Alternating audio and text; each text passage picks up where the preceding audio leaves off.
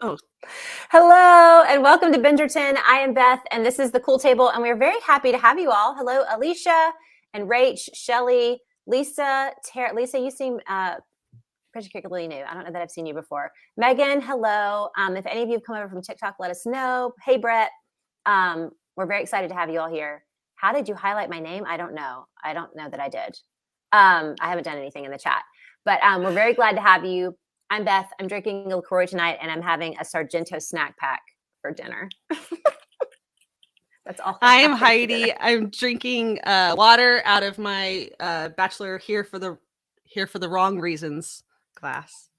And when I was in my kitchen grabbing it, I found my spoon, and I wanted to show everybody. It's a wooden spoon that says "I burn for you" with Reggie shot on there. Where did you get that? Didn't your sister give it to you? For my birthday, yeah. Oh, yeah. Oh, Andy's here. Yay. You guys have been killing it on these things. I've been enjoying watching them. And Amy was supposed to be here and she had to punk out at the last minute. Otherwise, I would have sent you an invite, Andy. But yeah, the reason people are talking about the Serpentine is because I was just live on TikTok questioning what the Serpentine was. Because Anthony falls into the Serpentine in the book. And it's different circumstances. It's still Newton's fault. But he's and in this one, it just looked like they were at a lazy lake day. And I thought the Serpentine was like a river going through Hyde Park. But the Serpentine is a lake in Hyde Park. And so I'm guessing it is the Serpentine as well in that. It's named that because of its snake-like shape. Thank you, Megan. Still, a Serpentine should be a brook or a river, not a lake. Some sort of creek. Yeah. Yeah. We have a river here called the Wolf River. Does it look like a wolf? No. No.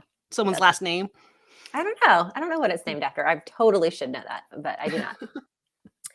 So hey, everybody. It's time to talk about episode 205, An Unthinkable Fate, which is my least favorite title of... Oh, I thought you were going to say your least favorite episode and my brain was about to explode. Okay, fine. Sorry. My least favorite episode title. Because it comes from Anthony telling Kate that if they were to be caught in marriage, it's an unthinkable fate. And I don't like it. No. I wanted him to be more like he is throughout the rest of it, like totally into her and wanting her and everything. But I was just like, I hate that. Was that a quote from the episode? He says that would be an unthinkable fate. Yeah. He says, could you imagine what would have happened, if somebody had caught us in that garden? And he said, because then we would have been forced into a marriage and we wouldn't have wanted that unthinkable fate. But it has kind of a double meaning because ultimately his unthinkable fate is not being with her at the end and being forced into this marriage. So it doesn't bother me. Yeah. I'm cracking up that Shelly said that her Southern ass pronounces it serpentine. Serpentine. It probably is serpentine. And when I say serpentine, I'm saying it so Southern. Serpentine. That's a long A sound. I'm not sure how I would have pronounced it now. I can only think in both of your guys' way. I mean, serpentine is how you would say it if it was an adjective. Like if something is serpentine. Yeah. So maybe it is the serpentine. But in my mind, like the river should be the Serpentine. Somebody look up how you pronounce it. Now I need to know. Andy just said it's impossible to have a least favorite episode of this season. Yes and no. Let's ask everybody in the chat. What's your least favorite? You don't have to know the titles of them, but tell us what happens or what number you think it is, and I'll tell you what mine is after you go, Heidi. I know my least favorite's the last episode. Yeah, mine too. Yeah. Is that easy? Yeah, it was not hard. The reason is Kate is so missing from the last episode. Yep. She barely has any lines in the last episode. And that's unfortunate and unfair. Also, it just has a very slow pace. And I know that they're trying to give us the big moment where everything, culminates in them being together. But I still felt like the moments themselves weren't enough. There had been so much emotion and so much packed into so many different moments for them throughout the season that when he's finally free, I wanted him to just grab her and be like, this Mhm. is what we're doing. And it took, no, it's too much. I didn't Lisa's- need the whole I didn't need the coma at all. Yeah. I know that you liked we've talked about it before, but Yeah. Lisa said the wedding episode. But the that's when they drama first of the kissed. wedding episode, the closet, the whole no, that could not be your least favorite. The So closet good. is so good. The drama, the tension is so good. Them looking at the way he looks at her when she walks down the aisle, it is their wedding. And then like they finally kiss in the wedding episode. Like you can hate Edwina in that episode. You could hate the fact that Edwina gets to the aisle with Anthony. Like, I don't know.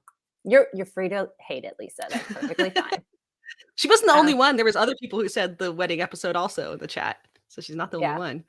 What's funny is that needing more loving Kate and Anthony is the thing that makes an episode not your favorite. Yeah. Yeah. I don't remember having this problem with Simon and Daphne's season. Do you? I'm sorry. Say it again. I was reading the chat about. They say that you're pronouncing Serpentine correctly. Fuck so yes. Yeah. Sorry. What issue with it? Like with Daphne's thinking that there was an episode where I needed more Simon and Daphne, or needed it to be like. Well, we saw lots of Simon and Daphne. We might have needed more of other things, but I don't think we needed any more of Simon and Daphne as far as the main romance. And that's just because we had this love triangle this season, so you couldn't drag it out. Like you couldn't have too much of them together. Although this episode, we got everything about them together. This episode was perfect. This I saw on our Instagram page. I made a meme about like the hands, and someone said it was like, "Oh my gosh, yes, the hand sex in this one," and I was. It reminded me of when I was a teenager. I grew up, evangelical and very like, purity rings the whole thing. And I remember going to a movie and talking to my girlfriends about it afterwards. And like, I had been like holding hands with my boyfriend at the time. And I was like, oh my gosh, like it was like a hand job because I didn't know that was not what that was. So that's what it reminded when she said hand sex. It reminded me of me being an idiot. And that kind of was, I mean, like the fingers touching, that's as hot as it got for me when I was 13. Oh yeah. So, yeah. Even if you got finger touching, you were like, oh my God, he held my hand. And you can kids are still like that. Like the static electricity between your fingers. Ugh. Yes. And just like how much that just resonates throughout your whole body. Like my daughter, when she was in the 7th grade, would tell me that like the boy that she had a crush on, like gave her a high five in class, but then like held her hand for just a second, and she would be on cloud 9 for a week over that. I kind of miss that. I mean, I wouldn't trade it, but I kind of miss that early love. Like it's the best, which is why shows like this and books like this work, because you get so much of that buildup. Yeah. And it just like gives you that feeling all over again.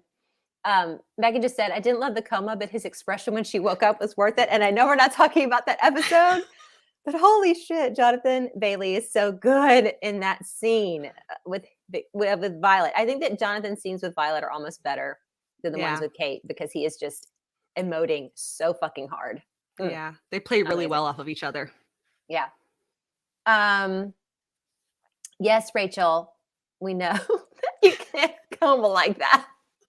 That coma was not accurate. Rachel I got a concussion like a few months ago. I fell ice skating, and Rachel was in my DMs like, why aren't you at the hospital, you dumb bitch? Like, what is wrong with you? So Rachel's our resident medical director. Yes. Busy said, this is her favorite episode. It's one of my favorites. The 3rd episode is my favorite, but this one is up there. It might be my second favorite. I think this one's my favorite too. I watched this episode again today for the 3rd time, and when they're in the library or that room, and he gives this big monologue, I was like, I couldn't stop smiling. It's the best. I know. Good. God, he's just. Let's talk about it. Let's go into this episode. Yeah. Okay, so I have all these notes, and I took my notes and separated them out into Kate and Anthony, the Sheffields, Edwina, the Featheringtons, Benedict, Eloise, and random, and like everything else has like 2 lines, and then my Kate and Anthony notes are like this. So they were I made the same. My pattern's exactly the same. Like the beats in this very, very good beats in this episode.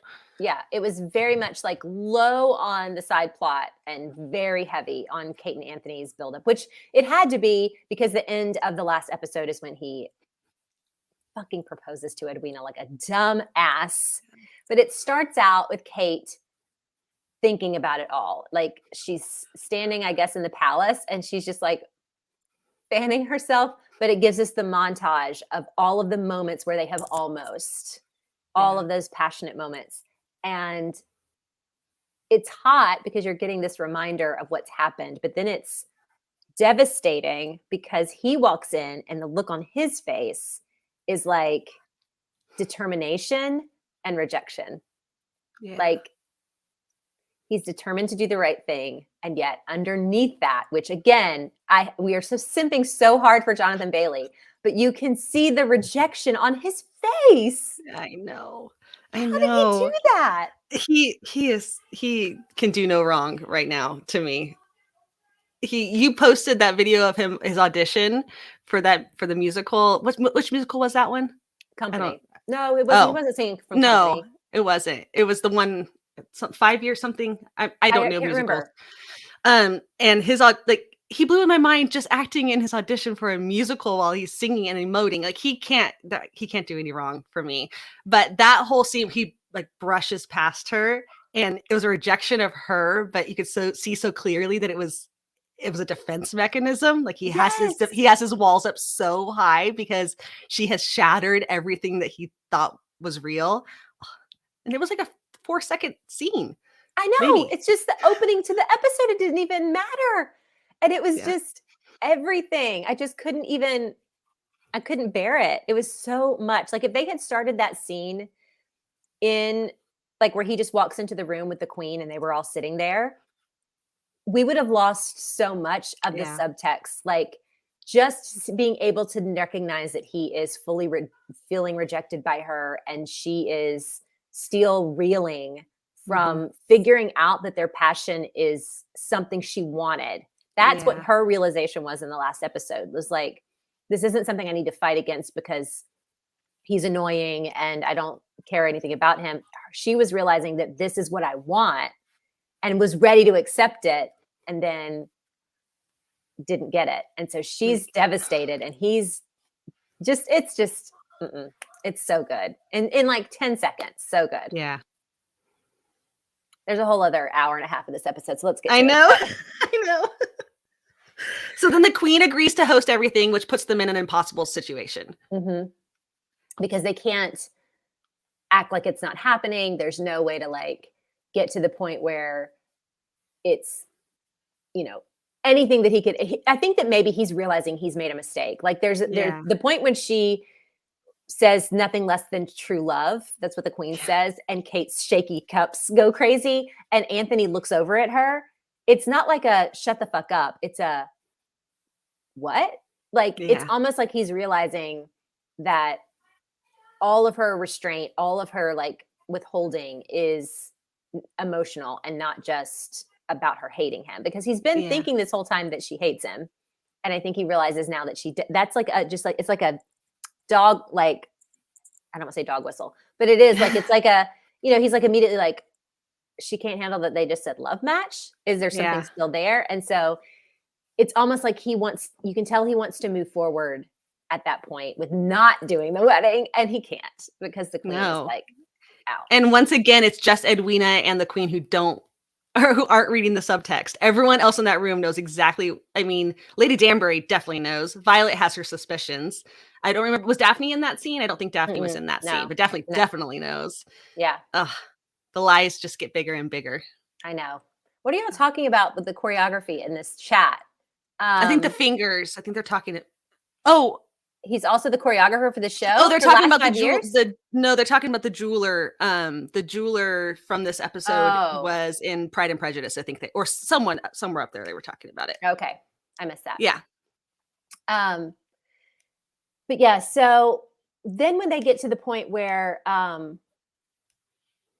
think it's the convo with the jeweler. So Kate and Anthony, she comes back from being, and it's their first conversation after the rejection, after the proposal. It's the first time they've ever even, been able to like have a conversation at all. And the looks in this one was killing me. He's still feeling rejected, I think. And there's this moment where he asks her, and it's not during the jeweler scene. I can't remember when it is, but he asks her like, "What this will be the most proper outcome for all of us," and he says, "Because I am a gentleman or whatever," and um, he said, "With being obliged to leave the wedding or whatever, like leave Edwina, would that be the outcome you want or whatever?" He's just like so hopeful, like he's just like, "With being obliged be the outcome you desire," like. Because there's just like this like incredible hint of like, tell me what it is you want and I will make it happen for you. Finding the out. Mm-hmm. Yeah. And she won't do it. It is in the jeweler scene, actually. Now that I remember. Is that the scene? Yeah, it is in that scene. I think she's talking about going back to India, and is that the scene? No, that comes later. Where he's like, that won't be far enough. That's later. But the jewelry scene, like I'm assuming that the ring is part of the estate, but he only describes it as his mother's ring that her husband gave him, and it kills me that she can't keep. She's not remarried. Give that woman her ring. Let her keep her wedding ring. It kills me. My wedding ring was my husband's great grandmother's, and no one else wore it as like an actual wedding ring until that many generations later, because she passed away, and then it got passed on to one of her granddaughters, and then down to a great grandson, to me. And I can tell you, I'll give it to one of my, they can pull it off my dead finger when I am done. It's mine. Yeah. And you'll probably have like a granddaughter who wants it. Sure. Something like that. Yeah. The wedding ring that I wear right now is my grandmother's wedding band from when she first got married. I love that. Because I'm the youngest daughter of the youngest daughter. So despite the fact that I have like 20 female cousins, that ring is mine. But in the book, Anthony he tells her there are several rings in the Bridgerton like heirloom box or whatever. And he picked the one that he thought was the most her, which is sweet. And also I can see why they didn't do that. Like why it wasn't just a ring from their collection or from his mother. Because but they did that. It was not clear in the episode though, other than he was trying to make it seem meaningful. Is that what you think he was doing? I think that they wrote it so that he's supposed to give the betrothal ring to his wife. Maybe because rings like that they didn't have the same kind of significance. Like you were betrothed with them, and then maybe you had a wedding set, and maybe that betrothal ring stayed on your finger until it got replaced by a bigger jewel or a different ring for an anniversary or whatever. And so then you could put it away for something else or for another kid or whatever. But Tara just said it was a betrothal ring though, not a wedding ring. So I think that's kind of the conceit. Mine is technically a betrothal ring also. I have a wedding band, but the one that has a diamond is the betrothal ring, so I'm keeping that one. Right. But I think that's what it's supposed to be. But I understand why they didn't just have like Anthony pick whatever ring from their collection. But what did strike me about the ring, and we're talking too much about it, is that it looked a ton like Daphne's ring. Like Daphne's ring is also like a flower of pearls. Oh, I wonder if that was the style. I don't know. It's kind of weird. CAB, it's not an obvious choice of ring, but 1010 ring upgrade from the Twilight movies. That hashtag is everything goes back to Twilight. That's our hashtag. I think that their ring is being violets is a symbol of why it means so much to her that Anthony chooses a love match. Very, very true. She's they definitely make a point for her to be like, you want my betrothal ring? And then she gets to have all these conversations with him about true love or whatever, and wanting him to have what they had. So it makes a lot of sense. And diamonds weren't the style. Thank you, Rachel. And with all these crazy jewels, it's relatively plain, which I actually like. I so prefer it when they all have like plain jewelry on, like when they're just wearing like a chain with a few things right here, or like a very understated choker. When they have big jewels on, I am so taken out of the scene, even though none of it is accurate. For some reason, the jewels just like hit me. I'm like, nobody could afford that if they're supposed to be real. Yeah, and I guess I always read the jewels.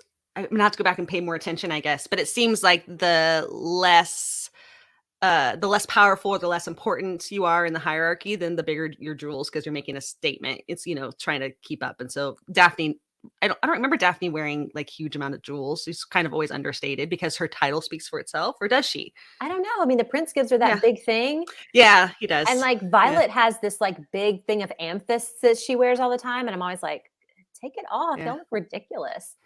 But did you see when after the jeweler puts the ring on Kate's finger, Anthony's just like standing there staring at it. Kate is looking at it like so pleased, almost like the way she looked at Aubrey Hall when she pulled up. And then Anthony like takes this big step closer to her to like hold her hand. He had to just step in. He had to get as close as he could. It's killing me. And meanwhile, the jeweler's just chowing down on cake. It's funny. Yeah, I did like the jeweler. I thought he was good. And CAB just said, I feel like they dialed up all the jewelry for season 2. Everybody is dripping in jewels, which they are. I think it is a little bit bigger. And also that makes a lot less sense because there's the whole jewel plot line with Lord Featherington. And so you would think that the jewels would not be so huge and his would be, and then it would be like a contrast. The jewelry looks like something from Claire's. It definitely doesn't look real. But yeah, I literally held my breath while that ring is on Kate. I did too. And I knew it was going to get stuck. First of all, there's no other option. It's such a trope. Like they had to do it. But she does a really good job of like, she spins away from him and just like moves back. And they did a really good job of that. Like it felt tropey, but not tired. And it felt, it was tropey, but it was also in a realistic way. Like it was about the gloves. Of course they share gloves. It made sense how they got there. Yeah. It wasn't just try this on so you can see like, how it usually is, like something silly like that. It wasn't like that. Was it to blend his in to make it seem like his scheme is more believable? Are you talking about the jewels? Like, I don't know. I mean, they could have just made whatever jewels he brought back the same size as like what everybody had been wearing. But even stuff like, I've said this before, like Lady Featherington has like jewels on her dresses, huge ones. They didn't have rhinestones back then. Like they had stuff made out of paste. looks like my kid's cheerleading uniform. Yeah. It's like bedazzled. It's supposed to be real jewels, I think. And then that's so silly. Megan says it also foreshadowed the bangles fit, which I loved. I know. You did. But yeah, that was incredibly, incredibly sweet moment. So then they go off to promenade. Lady Danbury refuses to let Kate not come, which is weird because Lady Danbury knows what's up. She is fully aware. She's fully cognizant.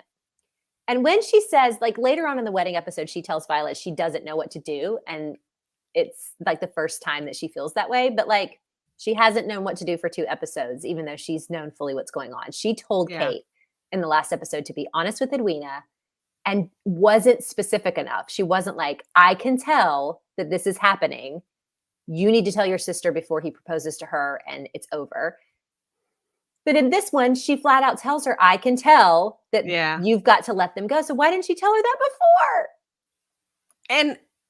And I also don't understand why Lady Danbury wouldn't have been pushing Kate to Anthony. I know that Kate's not a Sheffield and Kate is not the diamond of the season. But when she saw the connection, Lady Danbury is such a meddler and such a matchmaker, just as much as the Queen is. It's strange to me that she wasn't trying to arrange that from the beginning. Yeah. Maybe because of the Sheffield money. But again, I have that whole storyline I have so many questions about. Yeah. Let's talk about it. Let's talk about the Sheffields. Okay. So what are your questions? Yeah.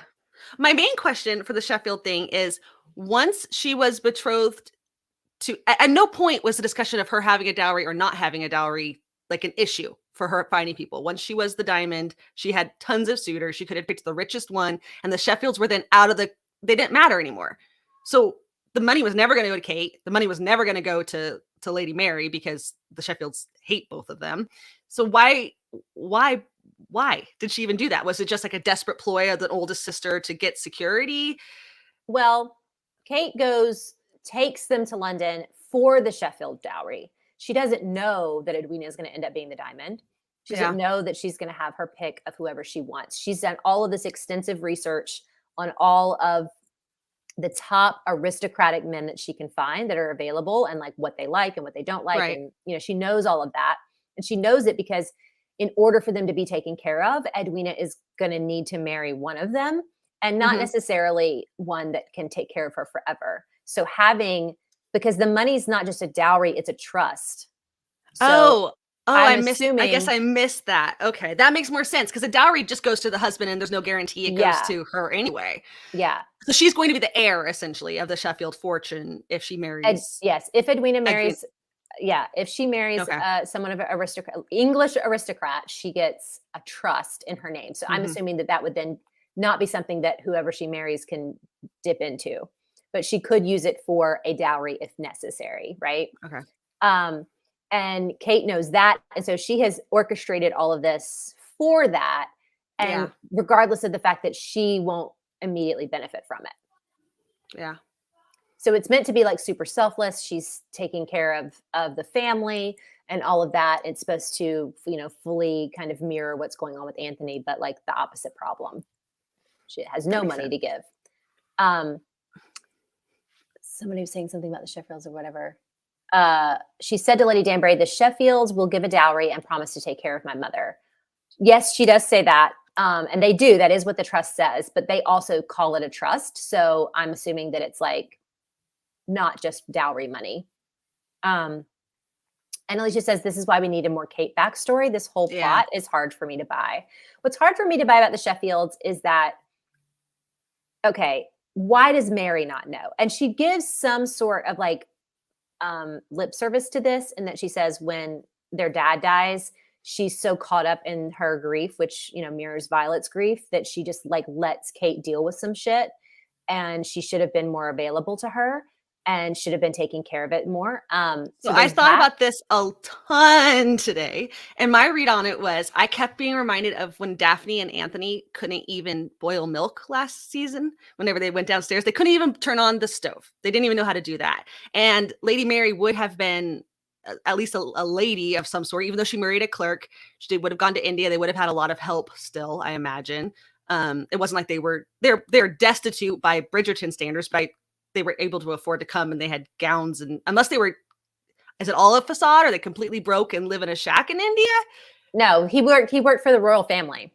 Right. Like So right. So the way I read it was that Lady Mary and Edwina, she's just always been protecting them. She's always been, as much as she's the sister and the daughter and they love her, she, in her own mind, as the oldest child, I'm the eldest child in my family, felt responsible for like getting her hands dirty and protecting them until they didn't have to.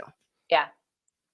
Tara said, I do have to say that I did like the book explanation better than the show. I feel like Mary and Kate being worried about money and Edwina knowing it but not letting it be known was a better storyline.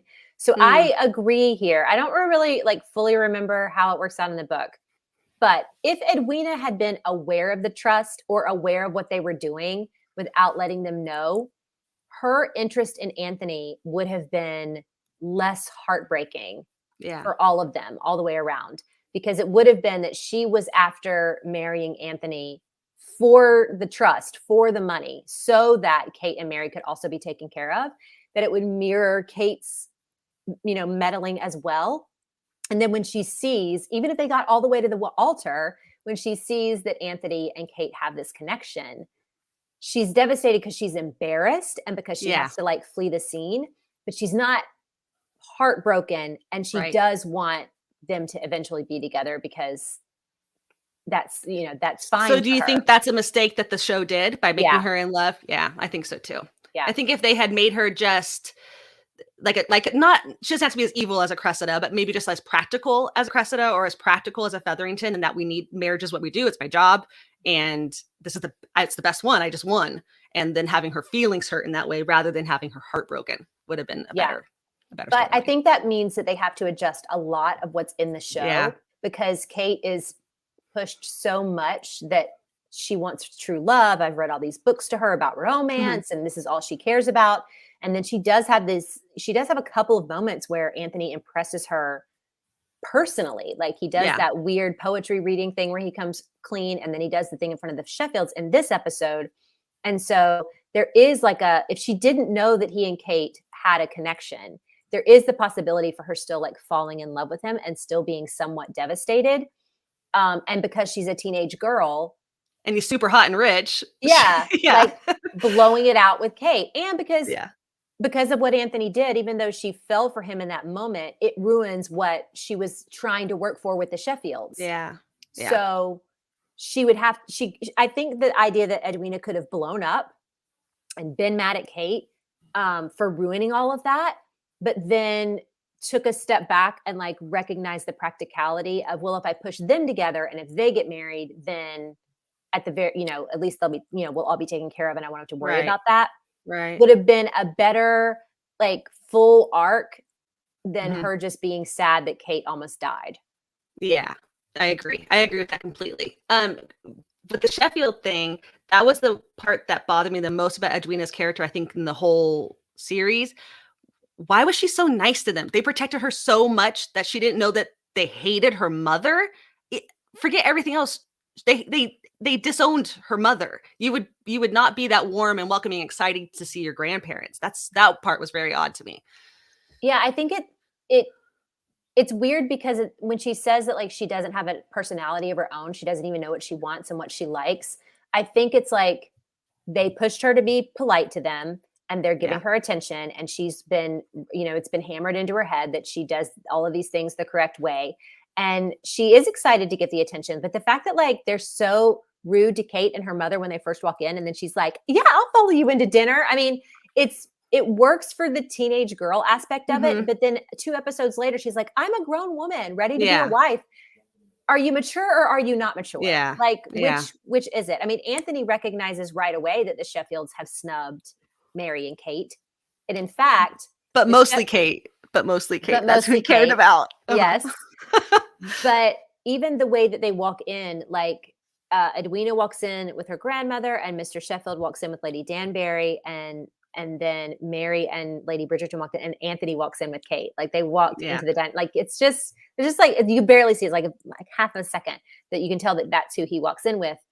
And that is when they start insulting Kate and Kate's mother. That's when he steps in and it's like, enough. I won't hear this anymore. And so, yeah, there's that he just like can't handle what they're saying to them. We skipped the whole Serpentine. I know. We'll get back to it. I had to finish what I think about the dining room scene as well. The other thing that pisses me off about the Sheffield scene. One, the lady that plays Lady Sheffield is in A Discovery of Witches. She's one of the demons. So if you watched that show, that's where I knew her. Yeah, I knew it. And then the man, Lord Sheffield, is he from Buffy? That's what I saw. I was way too not allowed to watch that when I was a child. Yeah, I didn't watch it either. Yeah. But yeah, everybody was like, woo! And I was like, I know his face, but I don't care. But my least favorite part of this episode is when Edwina looks at Kate and says, you lied to me. And then Mary jumps in and she's like, what did you do? Fuck y'all. Yeah. How are you so oblivious to what's going on? Lady Danbury figured it out in 5 seconds. Especially Lady Mary. Like Edwina is kind of a space cadet the whole time because she's just wrapped up in herself and her own story. But for Lady Mary to miss it and to not recognize immediately the sacrifice and that Kate has been taking care of them this whole time. The whole thing pisses me off that that anybody would even think that she was lying. Like Anthony and Violet, yes, they have every right to be pissed and even right to be like pissed at her for not letting them know what was really going on underneath. But like, are you fucking kidding me that Edwina and Lady Mary have any reason to say that to Kate? It makes me so, so angry. Everybody's talking about Giles and Lasso. They're saying that he was Rupert in Ted Lasso. Rupert, like the ex-husband, the owner. Yeah, the ex-husband. Yeah. Really? That's the same actor? Wow. Yeah. Shelley, I'm so old. I knew him as the Folgers coffee commercial guy. I mean, I've seen him in lots of stuff. Fizzy just said, Mary is the problem. Was she wallowing in grief for that long? And did Kate intercept all letters? Yeah, like Kate is 16 years old when their dad dies. She's not a full adult or whatever. So it's very frustrating that Lady Mary has not been. But she doesn't have a forceful, she doesn't seem like an independent. She lets Lady Danbury run the show. She lets Kate run the show. Like she's a non-entity. So maybe that's just what she was. Yeah. And when things get like uncomfortable for her, she's like, I have a headache. I'm going to bed. She just leaves. Lady Mary is no Kate. Let's just put it that way. She must have really, really loved her husband to have Yeah. been brave enough to leave, considering Yes. that's the personality they gave her. Or maybe he persuaded her into it. Like maybe Maybe. he wasn't a good guy. Mary is the opposite of Violet in that after her husband's death, she gave up parenting. Yeah, maybe. Yeah. My husband just walked in like I'm not live on the internet. But yeah, let's go back to the Serpentine and the park scene. So Lady Danbury is giving Kate what for and basically telling her this is it. They are as good as wed. And that broke my heart. I know. Because I was thinking, okay, it's episode 5. We have 4.5 episodes left to get there, 3.5 episodes left to get them unwed and with Kate. Like, what is going to happen in this show? And it was really sad. It was the first time that Kate has to like admit that there's something going on. Yeah. To herself, I think even. But then Dorset comes up, and he's super cute. Somebody just said, I want to talk about cutie Mr. Dorset. I think he's cute too. He is cute, but he looks so Australian to me. Like something about him. Something about his face just looks Australian to me when I look at him. He doesn't sound Australian. It's not a bad thing. How do so is he a medical look? like Mr. Dorset? And he looks Australian. Look like a Mako mermaid. You ever seen that show? Is he a medical doctor? Did I miss that in the horse racing? He said he wants to learn about medicine. Yeah, he wants to learn about more about the medicine in India. I don't think he said anything about that. If he did, I don't remember. Okay. Andy just said Dorset is hot in his green coat. Lauren totally caught feelings for Dorset. I think he's cute. I was looking for when he's in the water and he flips his hair back. I was trying to see if it was a wig or not. Like I was watching really closely. I can't tell. This is the line. Blue just said, "Are you that fool?" Oof. It hurts. It hurts. Yeah, it did. Rachel said the green waistcoat. I've been to India. Clearly interested. Yeah, I wonder like if he's really meant to have like a full interest in her. I think, or if Lady Danbury set it up. That's kind of what I thought. I didn't. I read it as he was actually interested in her. He seemed very interested, and I could have seen the life they could have had because they would have both been like blue-blooded, like higher class, but not nobility, and they could have just had a good normal life together. Yeah, they could have gone back and forth between England and India and like been happy, right? Yeah. And she smiled and laughed like that whole time on the boat. It's one of the only few times that you see Kate smiling and laughing, and her fingers are in the water. She looks really like relaxed and not stressed out. Not like Anthony, who is stressed out. He is so stressed. The jealousy is palpable from the moment that they're like 6 feet away from each other and just speaking. He is laser focused with jealousy. It's unbelievable, actually. It's kind of like, did he not think that she could potentially attract someone else? I mean, he is kind of self-absorbed, so I could see him being like, why are you even wasting anyone's time? It's me, but not me because we can't be, because we hate ourselves. It's awful. Does Dorset show up in the books later? I went into the show thinking I would hate him, but I may have him confused with someone from Benedict's book. There are some jerks in Benedict's book. I don't remember any of their names. So I'd have to go back and like do a search in the book. I don't think it was Dorset though. I mean, that would be sad if they made him into this guy party in Benedict's book. Yeah, that would be really shitty. Fizzy just said Kate looks over to Anthony before she walks off with Dorset. I wonder if she wanted to make him a little justice. Oh, she definitely looks back. She's definitely like, see where I'm headed? 100%. And I think that's not like on purpose trying to make him jealous. I think it's just she needed to know if he saw. Like, it was instinctual, like kind of heat seeking, knowing where he is, not like a, full thing. And Jessie just said she just read Benedict's book. It's not Dorset. That's good. Good. Yeah. It's unbelievable how Anthony was able to be in the conversation with Edwina and Lady Bridgerton. He's not really. He's not.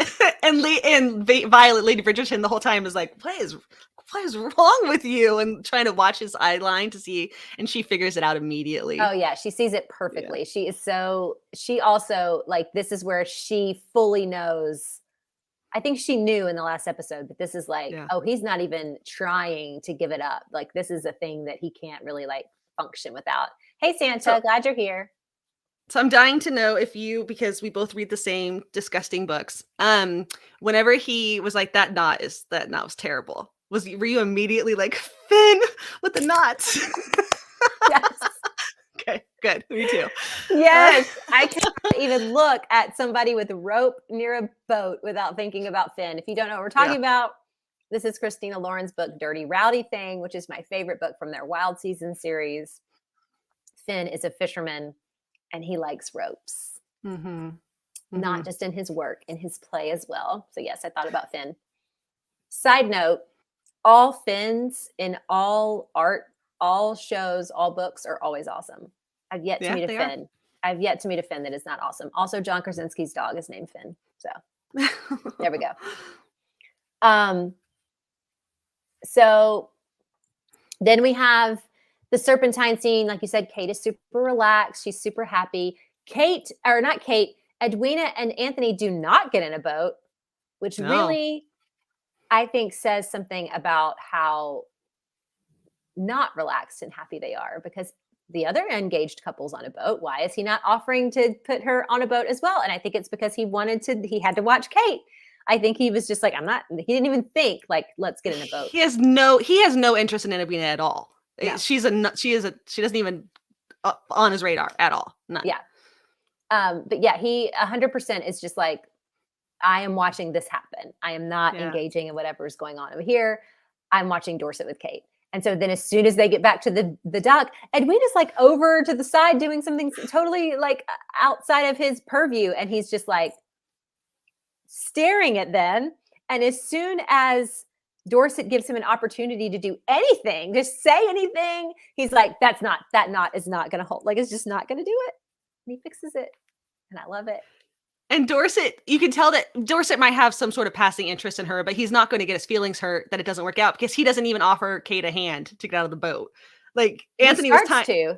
Oh, did he push him out of the way? Yes. Or something? Oh, I think I got really distracted by the ropes. Sorry. I think I got really distracted by what Andy said. That might have been it. In the front of Anthony's pants when he offers Kate his hand from the boat. But yeah, no, definitely Dorset has his hand out. And Anthony says, allow me, and pushes him out of the way, which makes no sense in the construct of what's going on with them. There is no reason for Anthony to be like, I got this. I'm going to let this lady out of the boat. That does not make any sense. Santa bulge, you say? And let's hear it for the corgis, because Newton cannot handle it. That was a nice little throw to the books. That was good. It was very cute. In the books, he does fall into the Serpentine because of Newton, but he's on his way to save Edwina, not Kate. Yep. And I thought it was so well shot. Like, just the way, like, you know, that it like took a bunch of different shots to like get them falling into this river or whatever. But the cut from tripping over Newton to both of them going into the water is so good. It looks so natural. It's really great. And then, of course, Dorset comes up. Edwina's like, oh my gosh, are you okay? Everybody's watching. Everybody's seeing. Like, Colin's having a good time watching it. And Dorset is so jovial and jocular. He's very Australian. He gives the vibe. I'm telling you. I don't know what it is. Oh, man. I won't do an Australian accent for any of you. But no, don't do it. No, I can't do any accents. So no. But he is like up and at him. He's like, no, this is perfectly refreshing. Everything's fine. And Anthony is pissed. So pissed. He rips off the cravat. He rips off his vest. The braces. He takes the braces down. What has ever been hotter than a guy taking braces down just real pissed with his braces? It's too much. It's too much. Yeah. And why is he so pissed? Because he's trying. grumpy. He had Kate's hand in his hand. Yeah. And it got interrupted.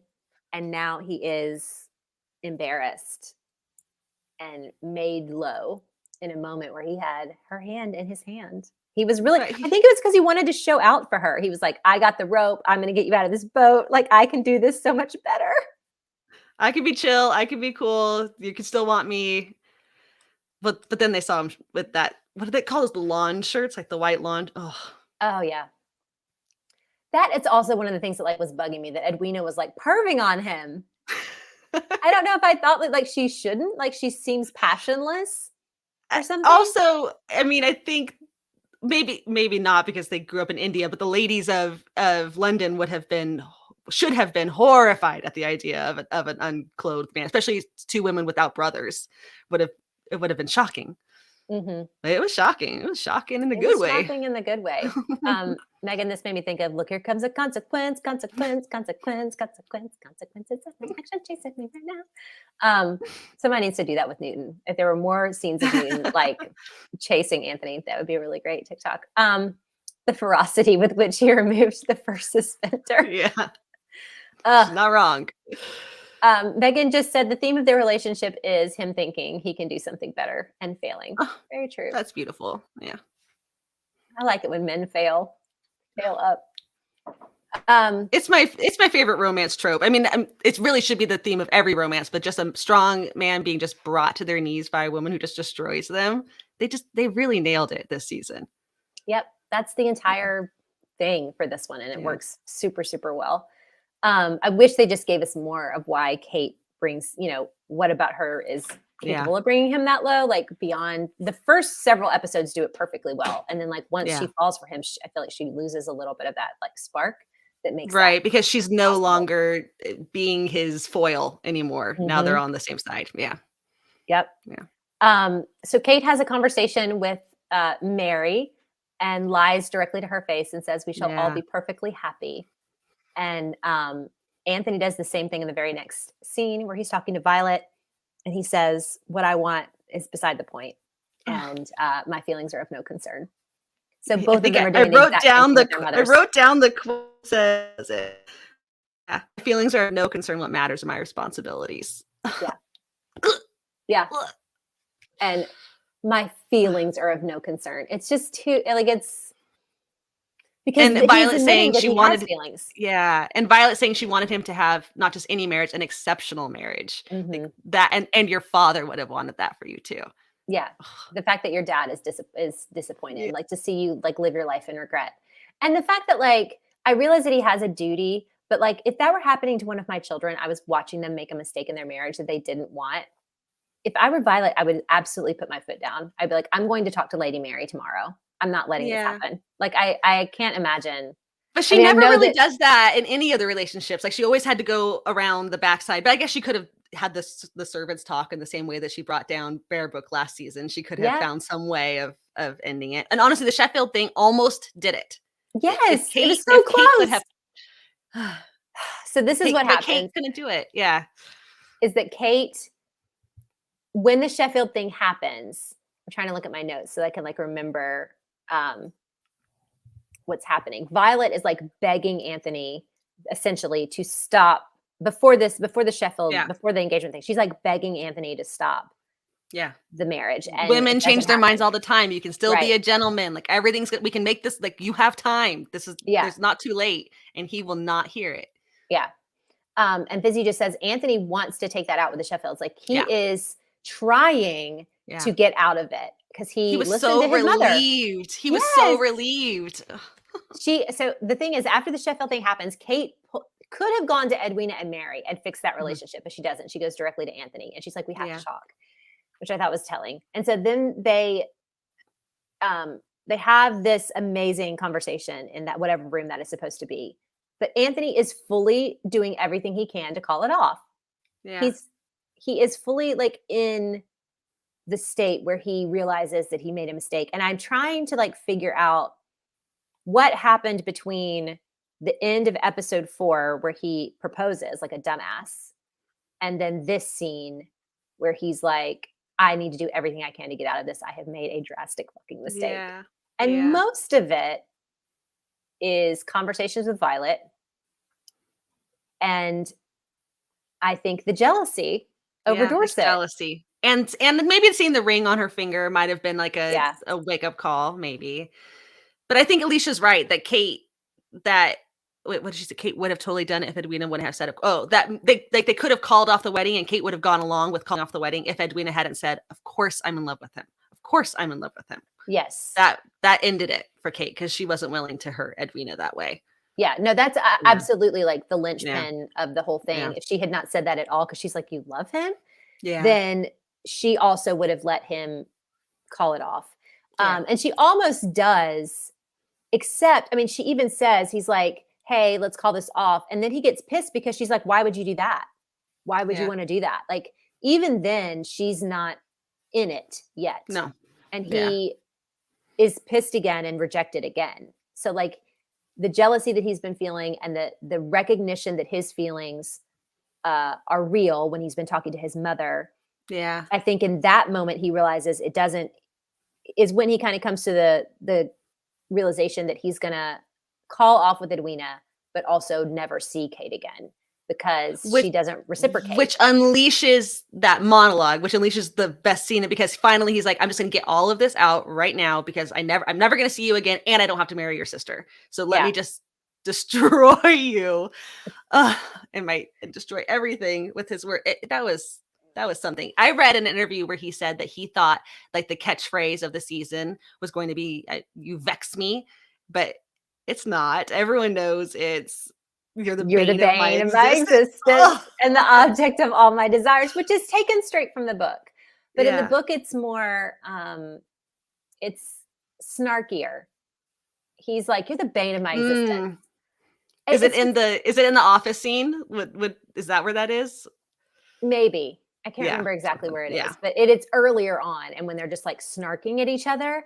But yeah, that he gives it so much weight.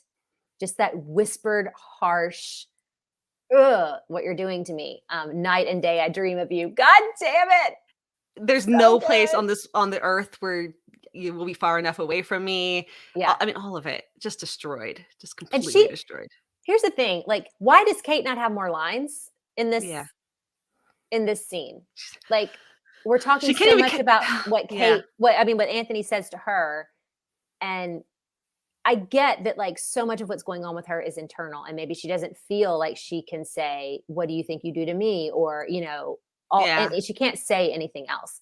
But I hate that Simone Ashley is just watching Jonathan. But she hasn't, I think, because she hasn't been unleashed in that scene the way that Anthony's character has been unleashed. Because Anthony's like, finally, it's over. And I don't think she was ready to give it up yet. So she's having to stay leashed in case he's her brother-in-law.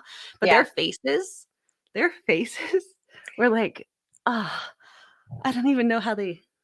He has to touch her hair. Like he finally gets to like go towards her face, and he like just slowly touch it. And it's so precious and sweet. And and then he does that. No. Like he backs off. No. And he just says no over and over. But like and with this. Do you even know how many ways there are to seduce a woman? Oh, the things I could teach you. Like, teach her, Anthony. Let me see it. We haven't even talked about a single other thing that's happened in this episode. We've just talked about Kate and Anthony because I'm getting to the end of my notes on Kate and Anthony. He's touched her hair, the no, and then her morning ride is 100%. The morning ride is 100% her going out and looking for him. Like he's looking for her. Yes, they're on the hunt for each other. Yeah, and he's ready to like do the thing. He has come up with this is our plan. You go to India. I'll never have to see you again. This will not torment us. And I will not have to marry your sister and be tormented for eternity. And like, it actually would, if I thought that she didn't want me back, that would make perfect sense. But her stupid sister had to say she loved him. I know. And now the duty is they're both such martyrs to their families, even though no one's asking them to be. It's oldest child's problems. It's also just like, I think, duty. Like he's just like, I did a dumb thing and I need to, I have to reap the consequences of the dumbass thing that I did. And then he grabs his hat and he just like, and walks away. Oh, it's so good. And she's devastated. Like that was some great Simone. I mean, we talk so much about Jonathan Bailey, but that was my favorite Simone Ashley acting scene, was her just like devastated standing there in the sun rise or whatever. It just was awful. I felt so bad for her. So yeah, that is my notes on Kate and Anthony in this scene. Blue just said Anthony's been dramatic since season 1. He is a little bit of a drama queen. But yeah, there's so much going on in that scene, and I love them for that. So what happens with everybody else in this episode? The Featheringtons, Prudence is not getting enough attention. I don't care at this point. Lady Featherington makes her whole like plan with her quality counterfeits to defraud the ton. Yeah, because they're not getting any invitations. It's not even really about money. It's more like, I don't ever want to suffer the disdain of the ton ever again. So she's like, I'm coming up with a plan. It's not a bad one. Yeah.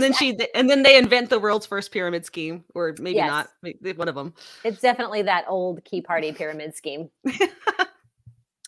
But I still don't understand like how she was going to keep everybody's money if he was still going to be there and there were going to be no jewels. Like that's the original plan, unless she concocted the plan of pushing him out in the beginning. No, because it's going to be the pyramid scheme where she'll just take the money they invest into the mine and slowly feed the top earners off, and then eventually they'll have to create a documentary on Netflix about how that their MLM didn't work.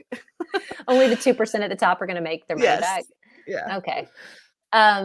So I don't care about that part, but like people kept saying like Featheringtons were too much in this season, but like they were barely in this episode. Yeah, barely. It was fine. Benedict gets to art school. This is where he has the up and down look of the artist guy that you were talking about when we did the first Bingerton. And I think in my mind, I remembered it being that Benedict like exchanged that with him, but really it was just the artist did it to him. It wasn't exchanged really. I mean, he looks at him, but it's not telegraphed really well if that's what it's supposed to be. He's just like looking at what he's doing, I think. Yeah. Which I just really wanted it. I really wanted it, so I was looking for it. There is a moment, and I didn't mention it when we talked about this episode. I think it's whatever episode he drinks the opium tea or whatever. Mm-hmm. When the servant in the livery comes up behind him and replaces his drink. Now there's an editing catch. The guy puts the drink down, and then in the next shot, he also puts the drink down. But in the first one, he puts the drink down, and Benedict does this to his arm, to the servant. He just like the guy's arm is there, and he just like runs his hand all the way down. I just want it to be I want it to be Eloise's footman. That's who I want it to be. It could be that guy. I didn't see his face. But he is a hot, like fun footman guy. She just said because the footman is hot. Reading my mind. He is hot.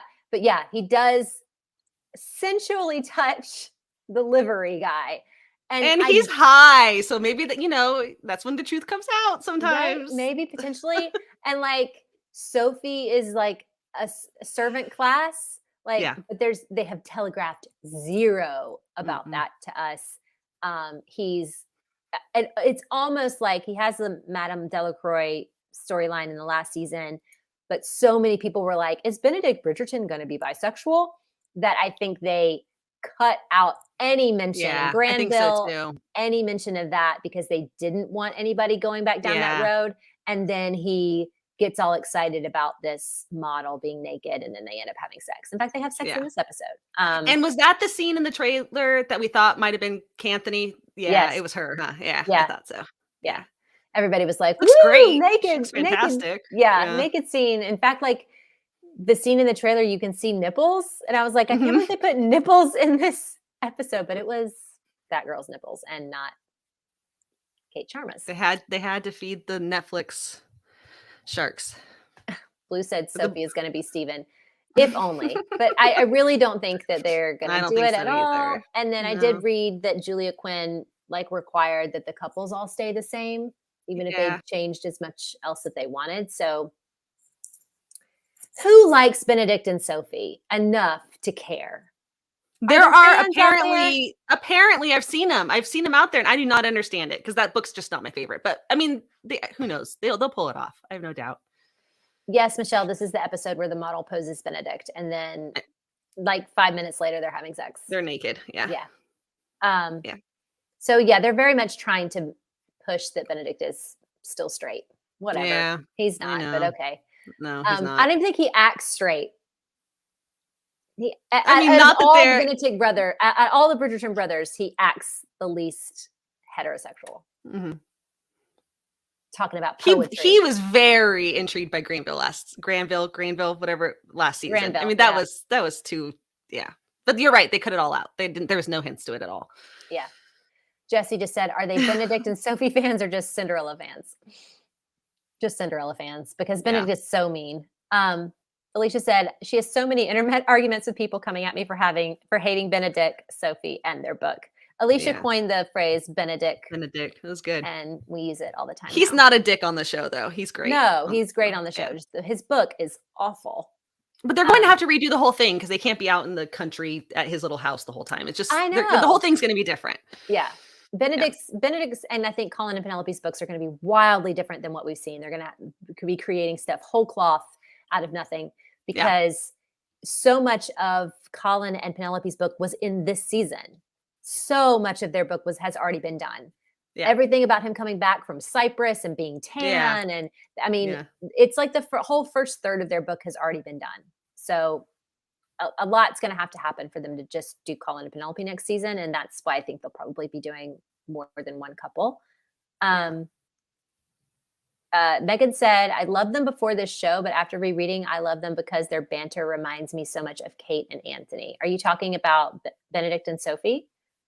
Because I don't remember them having banter except Benedict talking about how much he wants to hurt her. Kill her and hurt her and all of his thoughts of I'd like to throttle you. I'd like to push you out this window. Yeah. That's what I remember from it. But I guess I should reread. Oh, no, thank you. I know. So the last thing that happened in this episode is Eloise. She is full on lying to Penelope. Just lying to her. And then she gets indignant that Penelope's lying to her. That's my exact problem. Yeah. My exact problem is that I didn't realize on first watch how much lying Eloise is doing to Penelope. Like how evasive she's being. What a bad friend she's being. Penelope comes over for y'all to go on a walk and you're like, I'm sorry, I can't walk with you today. Why? Because you're going to go spend a couple of hours in Bloomsbury? Like, and go Penny on a just walk covered early. for you. Like Penny covered with you with Colin. Like she's got her back every step of the way. And she didn't even ask her to. She just did it because she's a good friend. She didn't even tell her that she needed to cover for her. And she's just using Penelope as an alibi, running from her maid when she's down in Bloomsbury, which felt very like teenage girl. Like they can't sneak out and text message people when they're not supposed to. So the best she could do is like run away from her maid. That made sense. But like just the fact that she is being such a shitty friend. And then a few episodes later, she's going to blow up at Penelope for being a shitty friend. It's just like, whatever. But they're so young. I think that it really showed, it was a good episode for showing how young Eloise is. Yes, I agree with that. Especially just like even trying to impress a boy. Like how many times did I pretend to read something that I had never read because some boy liked it? And she's just like, I'm going to go to the meeting house and act like I care about law. My husband is still mad that I don't like playing Hold'em poker, like, or Texas Hold'em or whatever. He's still mad because I played it when we were dating because I was trying to get you to like me. Why would I do that now? I'm married. I got what I needed. Stop it. It's poker. Stop. Oh, I'm trying to think what my husband. The only thing that we ever faked liking is Ryan tells me that when we were dating, when he thinks about the times that we were like when we were dating, we were very young and we both lived with our parents. And he always thinks about how hungry he was because he would just be upstairs in my den, like watching television, and I was never eating snacks. Yeah, because I never ate anything, and he would be starving. He's like 20-year-old boy, man. Yes, he's 18, 19 years old, and he's just like sitting up in my bedroom, like, I'm so fucking hungry. I wish he had some popcorn. And like I was never offering him snacks. And now he's like, fuck that. I'm not going to pretend not to eat. So he's like eating a million snacks. That's so funny. Oh, man. So the only other thing I have to say about this episode is how much it solidified in my mind that Theo and Eloise look exactly alike. And it's like siblings are dating in this episode for me. That was so funny. You honestly could make like a whole like Instagram story about all the sibling and dating scenes because they both have that perfectly little upturned nose when their profiles are facing each other. Yeah, and their chins are similar and they have the same coloring. It's ridiculous. So do you still read her as not interested in him romantically after watching it again? No, I don't. Yeah, me either. The second time through, she's very much was intrigued by him romantically. If you guys watched our first Bingerton where we just like binged the season and then talked about it, I was like, Eloise is gay.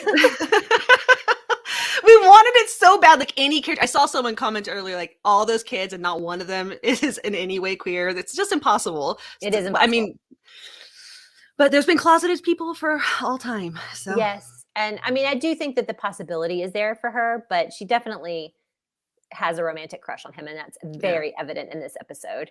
Yeah. And evident later on, like I just finished rewatching the whole season, and she's pretty devastated when the stuff with the queen happens, and he's like, "Get the hell out," and all of that. Yeah. So, no, it's definitely a cute little crush that she had, and seemingly her first crush. Yeah. I still don't think that I think that it's potentially like she could be on the ace spectrum, like where she just doesn't want anybody to touch her. She doesn't want like any of that, but like intellectually, she's very into him. So yeah.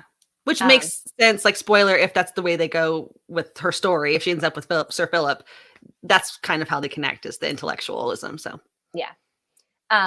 Blue just said, when Eloise said to Penn, "Have you ever felt like that?" And she's explaining like having a crush. She's like, "Wow, is she blind?" Like it is kind of weird that Eloise didn't recognize it in Penn.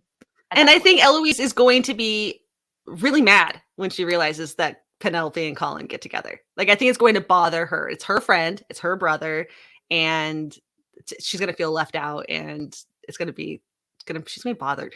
Yeah. I don't know if somebody just asked who do you think they'll have Eloise end up with him? No, Alicia just says she ends up with someone else, and they're obligated to keep the romances from the books. We've talked about all of the couples at some point, all this, because I don't feel like it's a spoiler because the books have been out for so long. But yeah, she does not end up with Theo. And I don't think that they're even like writing it for her to end up with Theo. To be honest, I don't think Theo will be in the next season. No, I think it was just about her like awakening, growing up and realizing that could be part of her future. Yeah. Maybe more than she ever thought it would be. Yeah. And I don't think that next season is going to be Eloise continuing to like become a radical in that same way. And if it is, I don't think it's going to be related to Theo, because she's not going to be like following the Lady Whistledown printing and all that kind of stuff. Plus she's gotten like all this attention, negative attention from having been down in that area of town. I don't think she's going to be able to continue to do it. Right. I just think that it's going to be totally different. I'm really looking forward to whatever it is they decide to do. So yeah, that's it. That's it for Bridgerton episode 205. Philip needs an Anthony makeover. They all the guys need a little bit of a makeover. Like Benedict, I noticed when in his sex scene, I was like, okay, I buy it. Yeah. I think I read an interview where he said that because he figured his book was coming next, he started working out super hard because he knew he was going to have to be naked. But I mean, I don't know if we're going to get a glow up on Colin though. I think Colin got his glow up. I think that was it. Like his goatee and his tan was his glow up. I mean, potentially. I mean, as much as I definitely 99% am sure that the next season is Colin and Penelope's, I'm terrified for what they decide to do with them romantically, just because of how horrible people are and how fat phobic things already can get and are. So I don't know what they're going to do with Colin, but does anybody else? Obviously, apparently we're not done. I know y'all are saying bye, but we're not done. Sorry, guys. Like, do you think that Colin is a big virgin? I think he's a virgin. Oh, I would love if they did that to Colin. Oh. No, I mean, in the first season, he talks about, like, haven't you ever been to a farm, Eloise? When Eloise is like, where exactly do babies come from? Or whatever the question was. But I would kind of love that if he was a virgin. But then I would wish that Penelope had more experience then, because then that would be a fun little twist on the dynamic. Yeah. Yeah. But, like, when you think about the tropes that they've done, you get arranged, trapped in marriage. We get enemies to lovers. Colin and Penelope are friends to lovers. And the idea that we could also throw in virgin hero trope is so good. So good. Well, we're going to unfortunately get the ugly. I think we're going to get a little bit of the ugly duckling trope also. Like as far as Penelope being able to buy, they're not going to change her body shape. Dear God, they better not. But hopefully her hair is going to get that looser look that she has by the end of this season. Her clothes will change. And then she'll probably, I assume, start getting more attention. And then he'll be brought to his knees. And yeah. I hope other guys also see her. Yeah. Did y'all see him talking to Philip? Of course, he's a virgin. And then, yes, this is what I was thinking about. In season 1, Anthony regrets not taking Colin to brothels after Eton. And That's Colin, right. and Colin is like so offended on Marina's behalf that like it's just about wetting his wick. Like he just gives off virgin energy. Yeah. So yeah, I He think kind that of gives off virgin energy, like as a not in a scene, kind of the actor himself does. yes, Even though I'm sure he's not a virgin, but yeah, very innocent, kind of has Mhm. no smolder, I guess. Mm. You know what I mean? Like he's just Yeah. there. No, he's But he's what's the song he sings that at the end of last season? catch and toast, He's just the catch and toast guy. catch and toast guy. That's what a season's going to be about, catch and toast. But I want their season to be sexy. Like I definitely, Oh yeah. I said this on TikTok. Somebody said, I hope we have this fight about which season is sexier every season. Like, I hope Yeah. it just keeps recurring. And I thought that was such a good point. Like, I hope every season is so hot that we're just like, is it better than last season? And, you know, we all fight about it all the time. But then I was like, but it's Colin's season and Colin just can't get it. Like I can see Penelope totally pulling that off, but Colin's going to have to convince me. I know. I don't know. But maybe that's the whole thing. Maybe Penelope becomes the I love that Kate in this one is not a simpering virgin. Like there's Yeah. no mention of whether or not she is or isn't, but she certainly Mm-mm. doesn't act shocked or like she doesn't know what's going on. And that's good. But it would be great if one of them, and I don't know if it'll be Penelope or if it's even possible, is just like worldly enough to be the one who like wants it. Like the idea Mhm. that she's just like jumping on him and he's like, whoa, wait a minute. You know, like that would be And there's just great. like jiggly parts everywhere, and he's just like so into it. I Yes. hope that's exactly what we get. Yeah. Because Yeah. Colin is very, I know that in the book, Penelope loses weight and it's Yeah. trash. But in the book, he's still like very into her curves. That is his Mhm. thing. He's like, I need to see this when you're sitting up. Mhm. He's like, could you please sit up so I can look at how this looks in this other configuration? So And then good. we're going to get a mirror out because I need to see all of the angles for this. So he's very into that. What's Francesca? The hotness? We need that shed.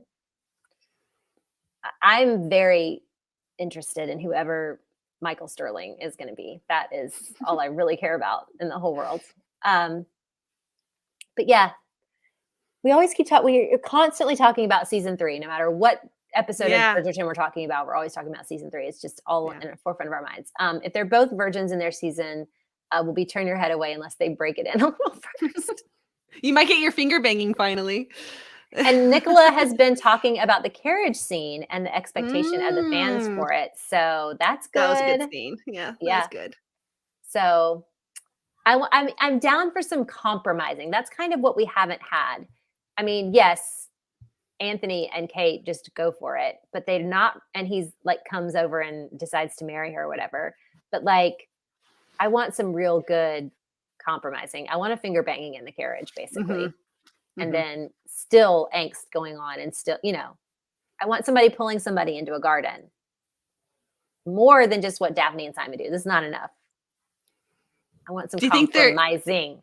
Yeah, I wonder if they're still gonna do because that scene when he comes in to spoiler if you haven't read the books, you don't know what's going to happen, but that scene in the books where Colin comes in to to propose or to tell the family that he wants to marry her, and Mrs. Featherington is like, "Oh, here she is. Here's my other daughter," and everyone's like, "Not her! Like, will you please stop?" Oh, but they don't even have that little sister in this show, do they? Oh, all Mm-mm. right. I'll probably none of that'll be in there. No. Yeah. Yeah. Somebody just said Penelope needs to get her back blown out. And Yeah, as much as it I does. agree, Michelle, can Colin bring it? Not the Colin we know so far. No, maybe he should hit the brothels at first. Yes, Kristen, we need some ripped bodices. I want real compromising. I want people to meet in a dark hallway at a country party. And I want nipples up. The thing is, here's the thing. Regency romance is full of nipples off the top of over the top of the bodice. This is the whole thing. Everybody gets a nipple at some point, and we have yet to get a nipple. And I just don't understand. Yeah. Do you think that I mean did they ever show Kate? Oh, they did show Kate topless at the end of this season. Do you think that Nicola do you think it'll be in her contract? Has she ever done I, any nudity? I don't know. I don't know. Huh. Interesting. I hope they don't. I mean, I respect her and her choices, but because she has such a different body shape, would be so empowering to see that on screen rather than not showing it. But Yeah, I've had conversations with people on all different sides yeah, of how they yeah, feel about all of that, and I don't feel like it's particularly something I want to speak to at this of point, at course. least. But I definitely want their season to be sexy, however they want to do it. I don't want it to be like something that is hidden That'll be away, or it's just controversial. Yeah. meant to be sweet or whatever. Like it deserves to be sexy for whatever's going on. Um, I'm very sad for Hyacinth's season that baby Featherington doesn't exist. Maybe Mama Ethel remarries somebody with a daughter. Hmm. Yeah, because she has that little friend with Felicity Featherington is in the books. Um, I don't know that we'll ever get to Hyacinth's season. I mean, I think I would love for them to do all 8 and keep I don't going. think And we're going to get. I don't think we're going to get Francesca's yeah, I personally. really Yeah. feel like they're going to do 4 and then they're going to stop. And I think like 3 and 4 are going to include Colin, Benedict, and Eloise. But Yeah. we'll never get Francesca or Gregory or Hyacinth. I definitely don't see them letting Will Tilson and I can't remember the girl's name that plays Hyacinth just grow up into Yeah. adult Sex symbol. actors. Yeah. Absolutely not. Those are children. And even if they magically turned 18, no. I think she's 15 or 16 now, 15. So she could, but it still would be odd because It's she's a little very girl. weird. Yeah. It's like if all of a sudden, like the 4th season of Stranger Things, which is about to come out, like Yeah. that, Finn Wolfhard and Millie Bobby Brown were getting naked in it. Like Mhm. they're 18 or Mhm. 17, I think. And they But it might doesn't be, work for the show. absolutely not. Like, ew, Mm-mm. Yeah. No. that's awful. So, yeah, I don't know what they're going to do. But I think, what does this say? That's what I think too. I don't think they're going to go for more than 6 seasons. I mean, 4 for sure. Yeah. But I'm not sure that they're ever going to do 7 and 8. Jesse just says it takes Netflix so long to make shows sometimes that those actors could be in their 20s by the time we get to 7. I do definitely think that by the time we would get to something that would be season 7 and 8, they would be old enough technically. But is that really all you need, is for somebody to Yeah. be technically old enough for them to be? I don't want people Sexualizing them. yeah, like Yeah. no, I it's understand. just it Yeah. seems super, super weird. Yeah. Super ick. Yeah. So Blue says recast, which is the only way I can see them doing it is to recast it and have like a big time jump. But I'm also not sure that they would do that. Everybody keeps talking about the time jumps that are supposed to happen for Colin and Eloise's Yeah. seasons, and I don't think they're going to do that either. So Maybe a few months to have Penelope still arguing with Eloise and mad at Colin and, yeah, and got a makeover or whatever. But I think it will definitely be a few months because yeah. I think that they'll potentially want to do it in the next season. Yeah. Like the next like season in London. But yeah, I don't see them doing like giant time jumps by any stretch of the imagination. So we'll see. Yeah. I could definitely watch season after season of Bridgerton. I mean, if they want to Me go too. ahead and Yeah. keep going with the Ravenels or whatever. Which one is the B? Tell me which one is the Oh, sequels yeah. and not the prequels. She knows. I think the downloaded one Ravenels of are them. the prequels. No, Ravenels is Lisa Kleypas. Oh, that's right. What am I talking Yeah. about? What am I talking about? But it What's starts with an R. It does start with an R. But Rokesby's. Rokesby's. But I don't know if it's pre-Bridgerton or post-Bridgerton. It's pre. It's pre. Okay. Yeah. But yeah. It might be. Maybe I wonder if that's where the Queen Charlotte storyline will go with those ones. I don't know. I haven't heard. I think the Queen Charlotte storyline is just a mini series. I think it's just like maybe 4 or 5 hours. Okay. And it's just about it's going to have her